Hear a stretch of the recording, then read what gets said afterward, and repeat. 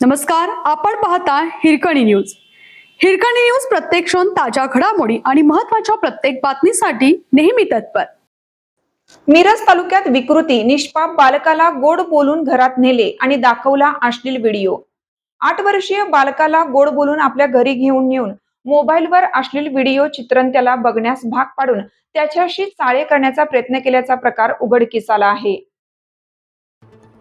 या प्रकरणी सांगली ग्रामीण पोलिसांनी संशयित वैभव उर्फ यश सुभाष सूर्यवंशी राहणार जुनी धामणी तालुका मिरज याच्या विरोधात सुधारित बाललैंगिक अत्याचार प्रतिबंधक पोक्सो कायद्यानुसार गुन्हा दाखल केलेला आहे.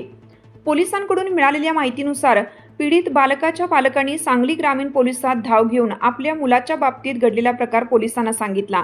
संशयित वैभव सूर्यवंशी याने गोड बोलून त्या बालकाला आपल्या घराकडे नेले. त्या ठिकाणी मोबाईलवर अश्लील व्हिडिओ बघण्यासाठी त्याच्यावर दबाव टाकला. त्यानंतर त्या पीडित बालकाबरोबर अश्लील चाळे करण्याचा प्रयत्न संशयिताने केला आहे, अशी फिर्याद बालकाच्या पालकांनी पोलिसात दिली आहे. या प्रकरणाचा अधिक तपास सांगली ग्रामीण पोलीस करीत आहेत. आपल्या हिरकणी न्यूज चॅनलला लाईक करा, शेअर करा आणि सबस्क्राईब करायला विसरू नका आणि रहा अपडेट.